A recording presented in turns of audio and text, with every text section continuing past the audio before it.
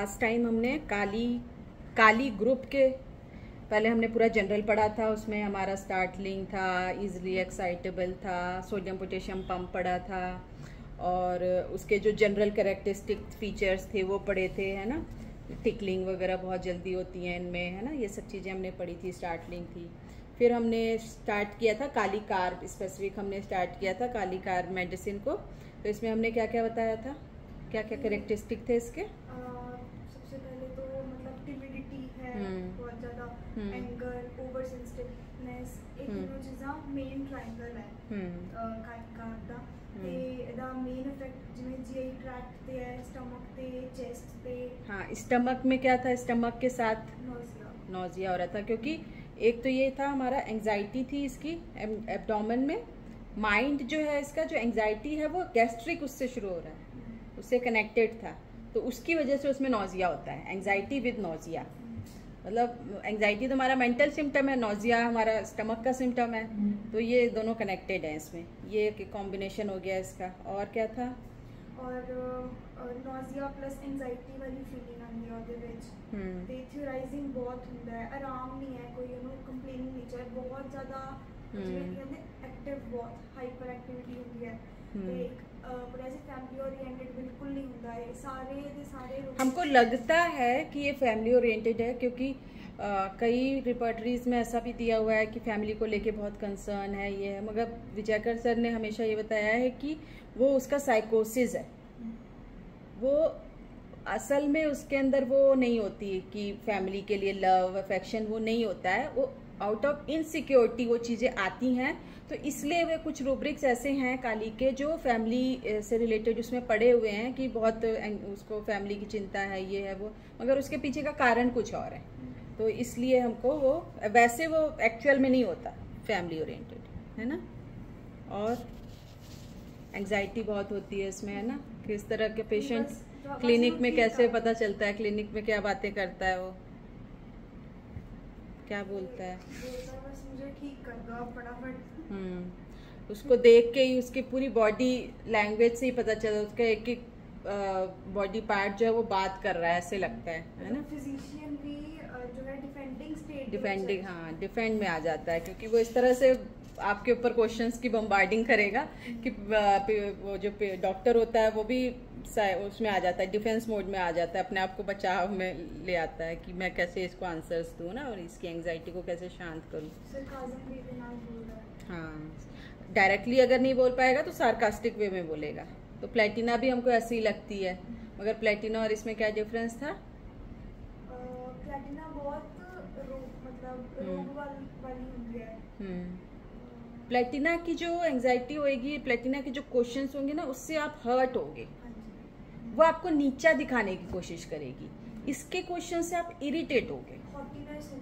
हाँ, हॉटीनेस होती है ना, वो अपने आप को बहुत ऊंचा समझती है, दूसरे वाले सामने वाले को बहुत वो समझती है कि ये तो कुछ है ही नहीं मेरे सामने ना। तो उसकी जो क्वेश्चनिंग होएगी वो आपको नीचा दिखाने के लिए होएगी, है ना। और वो भी सार्कास्टिकली ऐसे बोलती है कि मैं तो बस ऐसे ही आ गई थी आपके पास, मेरा तो कोई विश्वास नहीं है, ये नहीं है वैसे। जबकि काली की जो एंजाइटी है वो क्या है, इरिटेट करती है आपको, अरे कितना क्वेश्चन पूछ रहा है, कितना क्वेश्चन पूछ रहा है ना। मगर वो आपको कभी हर्ट नहीं करेगा, वो खुद अंदर से इतना इनसिक्योर है, वो हर्ट करने की उसकी इंटेंशन नहीं होती है, ठीक है। तो ये सारा हो गया था हमारा। फिर हमारे फास्फोरस में भी बहुत एंजाइटी होती है, but the anxiety of phosphorus is soft anxiety like that of calcarea. जैसे कैलकेरिया की होती है उसमें भी बहुत एंजाइटी है, मगर सॉफ्ट एंजाइटी है, वो आपको कभी हर्ट करने को, आपको कभी डिफेंस मोड में लाने को नहीं मजबूर करेगी। This anxiety is more expressive than calcarea but not harming or hurting the physician feeling, ठीक है। फास्फोरस भी जो होता है, फास्फोरस जो होता है कैलकेरिया की एंजाइटी से ज़्यादा एक्सप्रेसिव होता है। कैलकेरिया में भी होती है मगर वो इतना एक्सप्रेस नहीं कर पाता, टिमिड होता है ना, डल भी होता है, टिमिड भी होता है। फास्फोरस अब एक्सप्रेस करता है मगर कभी हर्ट नहीं करता physician. Doctor please help me, ऐसे बोलेगा फास्फोरस ना। I entirely trust you, I know you will cure me, but tell me why it is taking so much of time, इस तरह से बोलेगा। I don't mind if you take time but will I be completely okay, पूछेगा। उसको light चाहिए है ना, एक होप चाहिए। Do you want me to do some more investigation that helps you to cure me. Doctor, you are my only hope. Please help me. इस तरह से उसकी होएगी फास्फोरस की. The tone of the talk, which of course cannot be sensed or explained in a single dimensional written book of materia, is the most important thing to differentiate one remedy to another. The question, doctor, why am I not getting my relief? पूछेगा ऐसे, क्यों नहीं मुझे आराम मिल रहा है, can be said in a soft requesting tone or a harsh demanding tone or even a sarcastic tone. The tone of the talk is soft, more melancholic, exhibiting concern but full of love and affection in phosphorus. ठीक है, उसमें कैसा होता है वो harsh, और उसमें भी वो बोल सकता है काली जो होता है, मगर इसका कैसा होता है सॉफ्ट होता है, मेलनकोलिक है ना, फुल ऑफ लव और अफेक्शन के साथ. In Calcarea the tone of the talk is soft, exhibiting concern but full of timidity and fearfulness. Calcarea में कैसा होगा, उसका टोन तो सॉफ्ट होएगा मगर उसमें टिमिडिटी शो होएगी, आपको एक फियर शो होगा. In Kali carb and Kali ars the tone of the talk is complaining. Doctor साहब आपकी दवाई से तो मुझे आराम ही नहीं आ रहा, इतने दिन हो गए मुझे तो आराम ही नहीं पड़ रहा है, क्या क्या मेडिसिन आपने दी है. काली आर्स और काली कार्ब है ना, कंप्लेन करेगा. It has anxiety, aggression, questioning and in indicative of panic, threatening but not to cut off relation. ठीक है, मतलब आपको थ्रेट भी कर सकता है वो. डॉक्टर साहब आप नहीं ठीक करोगे तो फिर देख लेना है ना, ऐसे भी करेगा मगर कभी कट ऑफ नहीं करेगा आपसे, क्योंकि उसको पता है कि मैं यहीं पे ठीक हूँ. हाँ, यहीं पे मैं ठीक होऊंगा, यही बंदा मेरे को अच्छे से सुनने वाला है. एलोपैथिक वालों के पास तो वो जाना पसंद ही नहीं करते, वो 1 सेकंड में निकाल देते हैं पेशेंट को, बस कुछ सुनते हैं नहीं. तो इसको ये लगता है कि ये बंदा सुन रहा है, मेरी बात को समझ रहा है, तो मैं यहीं पे ठीक हूँ, इसलिए वो कट ऑफ नहीं करता.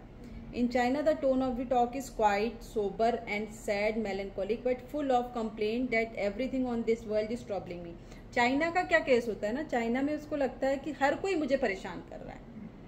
टॉर्मेंटिंग फीलिंग होती है उसके अंदर चाइना में, उसको लगता है हर कोई उसको परेशान. उसमें फ्रॉनिंग बहुत दिखेगी आपको, रिवर्स फ्रॉनिंग में पड़ा है चाइना, हमेशा ऐसे कि मतलब सब कोई उसको परेशान कर रहा है. Full of complaint that everyone on this earth is troubling me. ये भी मुझे परेशान कर रही है, आवाज़ मुझे परेशान कर रही है, ये बाहर गाड़ियों की आवाज़ भी मुझे परेशान कर रही है, मेरे ब्रदर मुझे परेशान कर, हर कोई उसको परेशान कर रहा है. चाइना का ऐसा होता है, उसको हर चीज़ से प्रॉब्लम है. आसपास अर्थ में जितनी चीज़ें उस हर कोई उसको ट्रबल दे रहा है. थर्ड हमारा है इम्पोर्टेंट सिम्टम, इम्पेशेंट. इम्पेशेंट होता है ये. People who are impatient, hurried and impetuous. Impetuous की एक बार हिंदी मीनिंग देखना क्या है. Kalis are prone to quick and fast action in Zorah.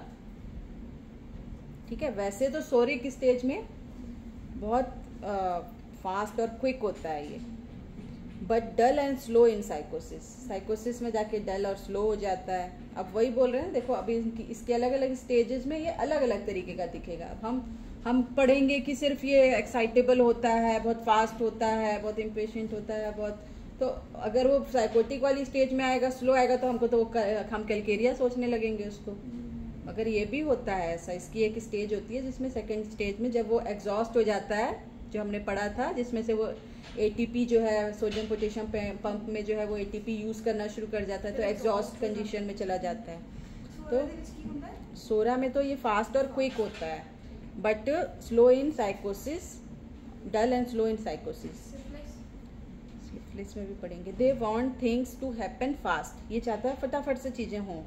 They can not wait and can be इम्पिटुअस. इम्पिटुअस का मतलब है अविवेकी ना, तो अविवेकी. They can not wait and can be इम्पिटुअस. फिर फोर्थ इसका हमारा मेन जो रूब्रिक या सिम्टम हम बोल देंगे, टिमिड है बहुत ज़्यादा, ये सेंसिटिव है. People who startle easily. ठीक है, बहुत जल्दी स्टार्टल्ड हो जाते हैं, तरबक जाते हैं. और as we understand from pathophysiology that nerves and muscles are easily excitable and pass and impulse very quickly. This result in rapid and easy action of muscles. ठीक है, क्योंकि क्यों होता है ये, इसमें हमने पैथोफिजियोलॉजी में देखा था, जो नर्व्स और मसल्स थे जो इसके, वो इजीली एक्साइटेबल होते हैं. क्यों होते हैं एक्साइटेबल? क्योंकि इसका जो इम्पल्स जो होता है वो बहुत क्विकली पास होता है, और उसकी वजह से इसमें क्या होता है कि इसमें रैपिड और इजी एक्शंस होते हैं मसल्स के। This result in easy startling, the slightest noise और the slightest stimulus from noise, touch और even light can startle the Kali carb. Light से भी उसको स्टार्टलिंग हो जाएगी, इतना एक्साइटेबल होता है। People who wake up from sleep at the slightest noise give a jerky reaction. If they are sitting quietly and someone calls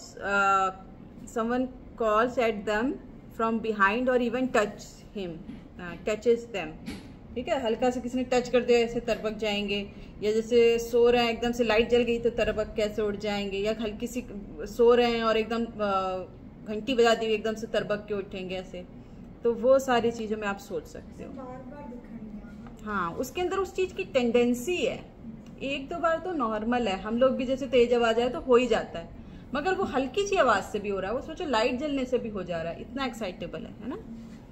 तो people who are touchy, those who get tickled easily can be Kali carb, ठीक है।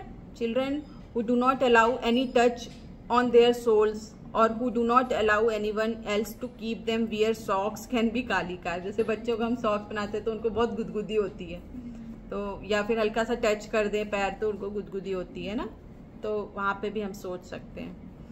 Patients who do not allow their abdomen to be examined in fear of being tickled, ठीक है। जब patient कई बार आते हैं तो हम चेक करते हैं कि पेट कैसा है, टाइट है, क्या है ना, तो उससे भी उनको टिकलिंग सेंसेशन होती है, तो वो अलाउ नहीं करते आपको टच करने के लिए।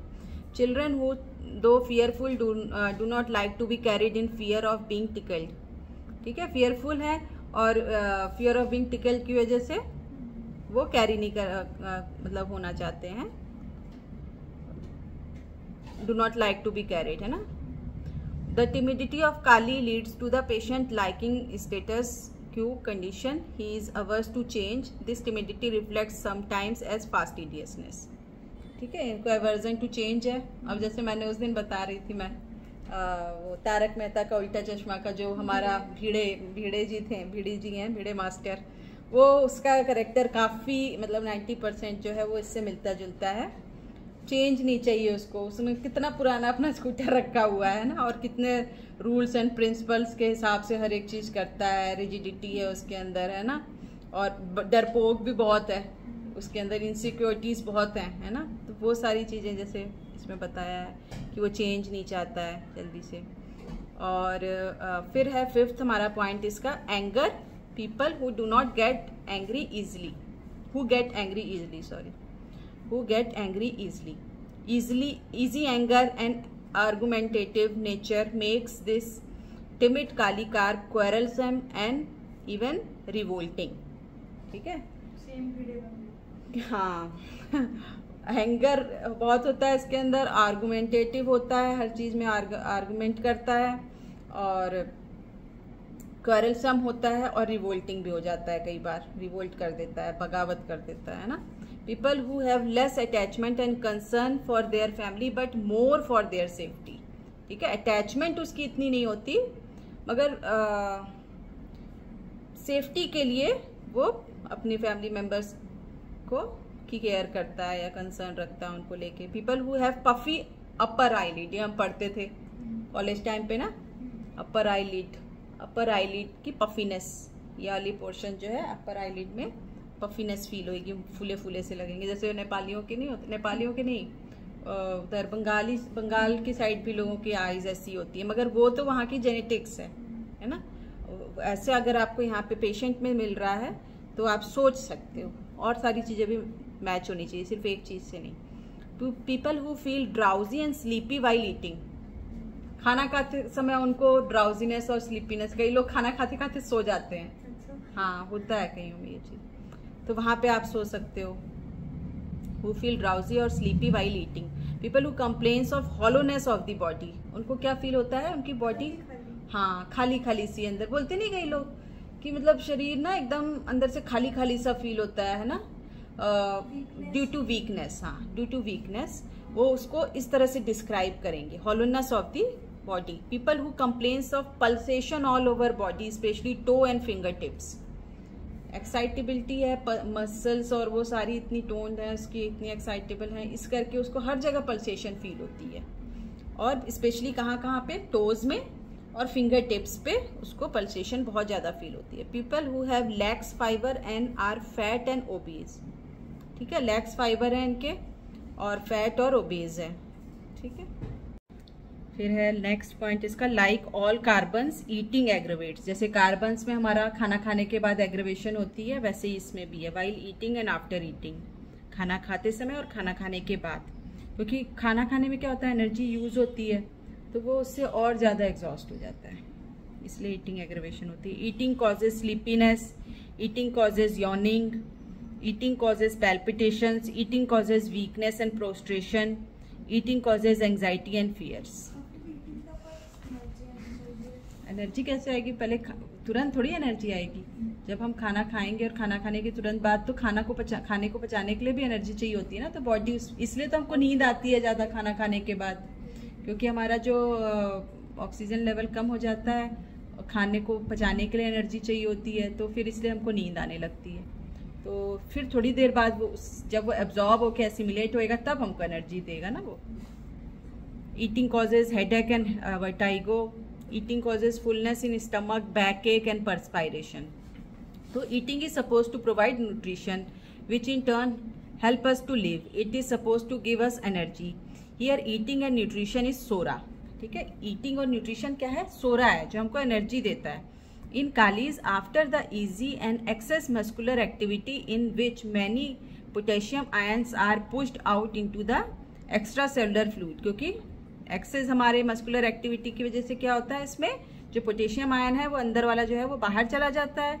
दे are return to the internal cell environment with the help of sodium potassium pump. फिर वो उसके बाद फिर रिटर्न होके अंदर आता है सोडियम पोटेशियम पंप के through, that consume a lot of energy और ATP.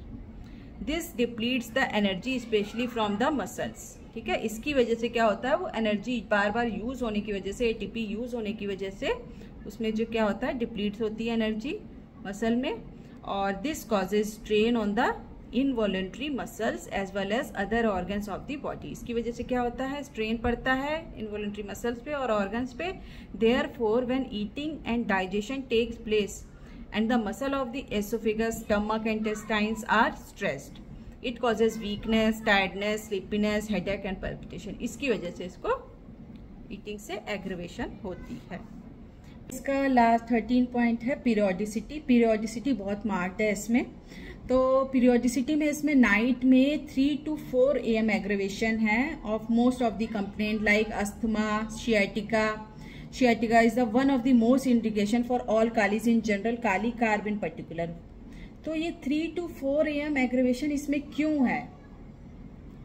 Why does this happen? All the symptoms that the body throws out has an explanation in the physiology. जो भी symptoms हमारी body throw करती है उसकी explanation हमारी physiology में छुपी होती है. The present day doctor and scientists tend to laugh at such complaints and tend to disbelieve the homeopaths if they attach any importance to such condition like periodicity. लोग हंसते हैं डॉक्टर्स, जबकि उनको ये चीज़ का पता नहीं है कि कैसे इसको हम कनेक्ट करके बहुत अच्छे से इस चीज़ को अंडरस्टैंड कर सकते हैं scientifically. Let us now try and recollect that Kali और potassium element causes the electrical potential in the neural cell to remain higher than normal. Basically क्या होता है, काली एलिमेंट ज़्यादा होने की वजह से, पोटेशियम एलिमेंट ज़्यादा होने की वजह से क्या होता है कि जो काली के जो पेशेंट होते हैं उनमें इलेक्ट्रिकल पोटेंशियल जो होता है न्यूरल सेल में वो बहुत हायर लेवल पे होता है देन नॉर्मल, और उसकी वजह से क्या होता है, जो वोल्टेज गेट्स होते हैं वो बहुत जल्दी इजीली स्लाइटली स्टिमुलस से ओपन हो जाते हैं. दिस कॉजेज अनस्टेबिलिटी, जिसकी वजह से वो, तो उसकी वजह से अनस्टेबिलिटी आ जाती है, और इस अनस्टेबिलिटी को कंपनसेट करने के लिए बॉडी क्या करती है, body always tries to counter unstability by suppressing the reaction. उस अनस्टेबिलिटी को काउंटर करने के लिए सप्रेस करती है उस रिएक्शन को. This is done by secreting extra amount of cortisol from the suprarenal. और उसको कंपनसेट करने के लिए वो क्या करती है कि सुप्रारेनल ग्लैंड से कॉर्टिसोल की जो सिक्रीशन है वो इंक्रीज हो जाती है। The cortisol in turn reduces the electrical potential to make the gates slow in opening, और उसकी वजह से क्या होता है, जब कॉर्टिसोल की सिक्रीशन ज़्यादा हो जाती है तो उसकी वजह से क्या होता है, जो हमारे गेट्स बहुत ईजिली ओपन हो रहे थे वो नॉर्मल कंडीशन, बैलेंस कंडीशन में आ जाते हैं और स्लो ओपन होना शुरू हो जाते हैं।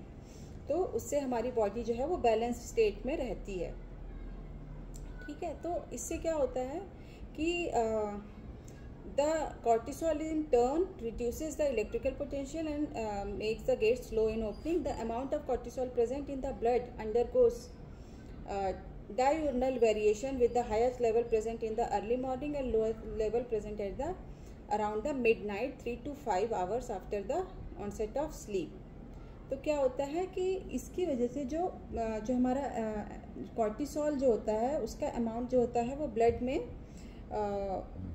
दिन के दौरान जो होता है वो हाईएस्ट लेवल पे रहता है, और रात के टाइम पे सोने के 3 से 5 घंटे के बाद जो है वो कम हो जाता है, बहुत लोएस्ट लेवल पे चला जाता है 3 से 5 बजे के, मतलब 3 से 5 घंटे बाद सोने के, तो वो हमारा टाइमिंग वही आ जाता है 3 से 4 बजे सुबह का जो होता है 12 बजे के बाद, रात के 12 बजे के बाद का टाइमिंग जो होता है। तो the question is again why does the cortisol level decrease 3 to 5 hours after the sleep. एक ये क्वेश्चन भी है कि कॉर्टिसोल जो होता है वो सबसे मिनिमम लेवल पे क्यों होता है 3 to 5 hours after the sleep. तो इसका आंसर जो होता है वो हमारा है the answer lies in the understanding the dark and light circle जो होता है। Information about the dark and light cycle is transmitted from the retina to the pair suprachiasmatic nuclei in the hypothalamus. ये जो होता है हमारा जो retina होता है और सुप्राचियास्मेटिक न्यूक्लियाई हाइपोथैलेमस जो होता है, इससे सारी चीज़ें कनेक्टेड हैं।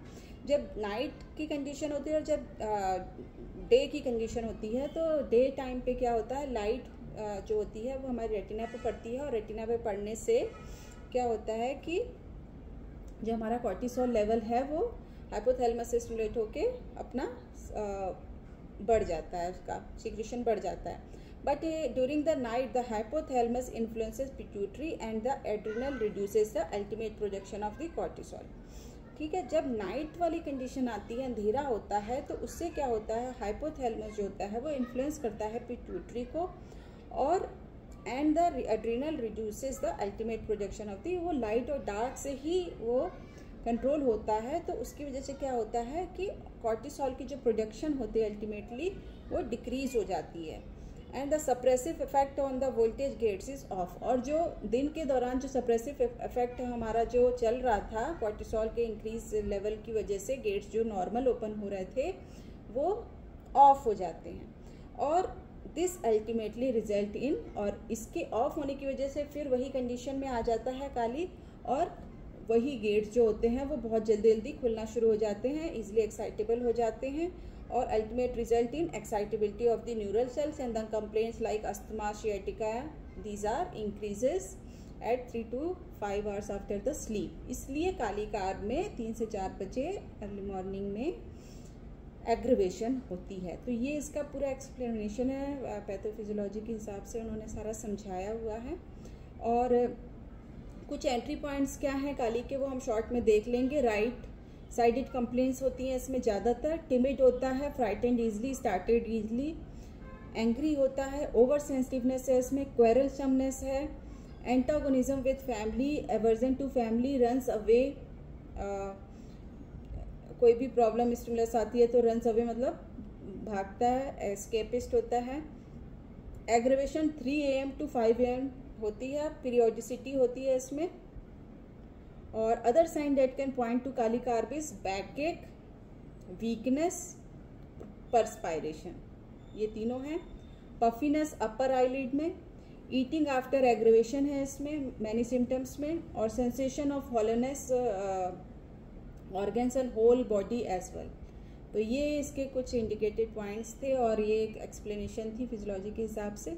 तो इसका सेकंड पार्ट हमने कर लिया, थर्ड पार्ट अब हम करेंगे, उसमें हमारे काली के कुछ और हम देखेंगे, कुछ उसके जेनेटिक मियाज़मेटिक रिफ्लेक्शन ऑफ काली देखेंगे उसके जेनेटिक्स के हिसाब से, और सोरा में कैसा होता है काली, साइकोसिस में कैसा होता है और सिफिलिस में कैसा होता है, ये तीनों पार्ट हम करेंगे। उसके शेड्स देखेंगे सोरा, साइकोसिस और सिफिलिटिक में, और किस तरह की बीमारियां होती हैं उसको सोरा में, किस तरह के सिम्टम्स आते हैं, क्या रूब्रिक्स आते हैं, और प्रीडोमिनेंटली कौन सा मियाज़म है उसमें, ये भी हम देखेंगे।